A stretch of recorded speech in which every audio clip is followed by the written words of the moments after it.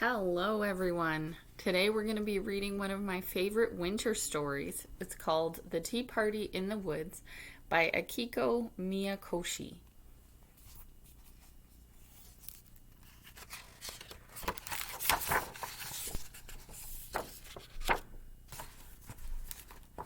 That morning, Kiko had awoken to a winter wonderland. It had snowed all night. Now her father was off to Grandma's house to help clear the walk, so shovel the walkway. "Is this the pie for Grandma?" Kiko asked her mother, spotting the box near the door. "Oh dear," her mother said, "your father forgot it." "I can still catch up to him," said Kiko. "All right, but hurry."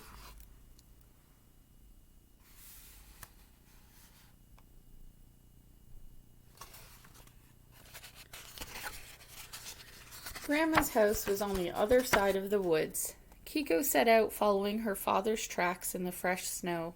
The woods were very still and so quiet. Kiko's footsteps were the only sound.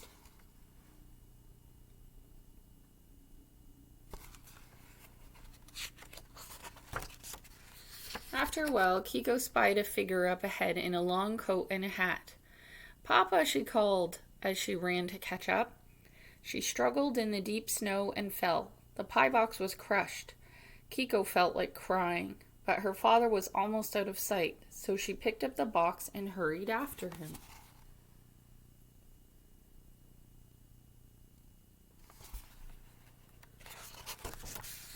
Kiko followed her father all the way to a strange house. Has it always been here? Kiko wondered. She couldn't remember having seen it before. She watched as her father went inside.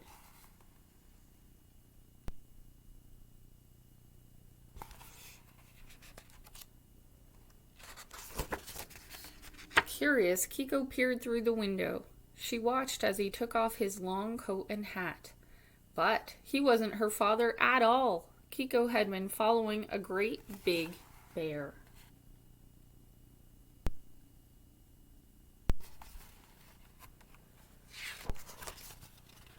"Are you here for the tea party?" asked a kind voice. Kiko turned to see a little lamb standing nearby. "This way," said the lamb, gently taking Kiko's hand and leading her inside.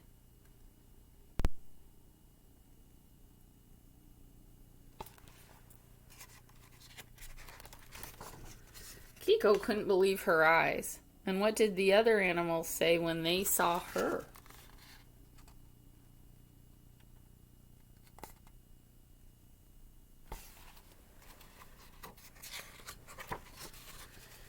"Welcome," they cheered. A small rabbit led Kiko to her seat. "You must be cold," said a boar. "Please come in and warm yourself." "We're just about to serve the tea," said the rabbit. "You're just in time."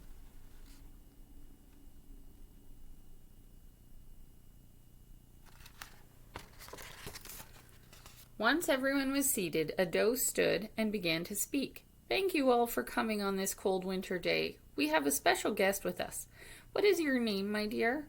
Kiko's heart raced. She gathered up all her courage and said, "My name is Kiko. I was bringing a pie to Grandma."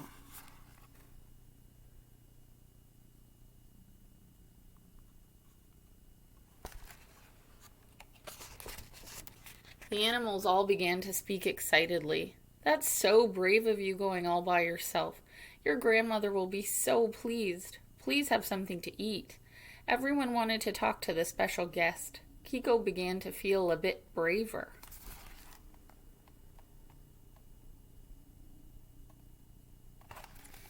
Over the noise, one of the rabbits spoke up. "Is this the pie for your grandmother?" Kiko looked down at the crushed box. "Yes, but I fell, and now it's ruined." The animals glanced at one another.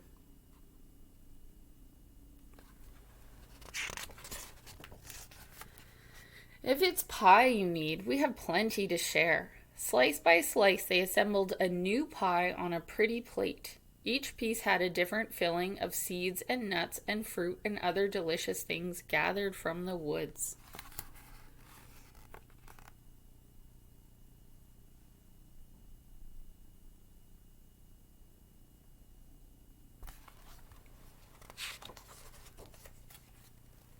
The doe carefully placed the plate into a new box and tied it with a red ribbon. "How nice," said Kiko. She was so excited that she wanted to take the pie to Grandma at once. "We'll come too," said the animals.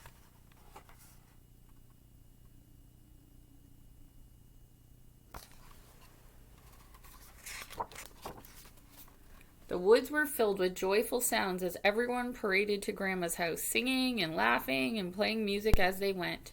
"This way," the animals called. Kiko held the pie box tightly and walked on.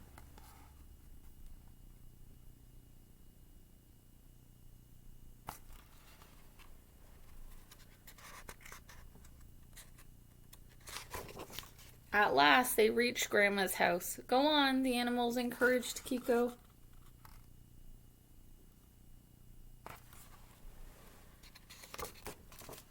Kiko knocked on the door and called, "Grandma, I brought you a pie."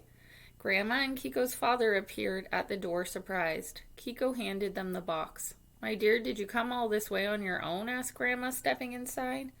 Kiko looked around, but the animals were nowhere to be seen. "You're never alone in the woods," Kiko answered, smiling. She was sure her new friends were listening.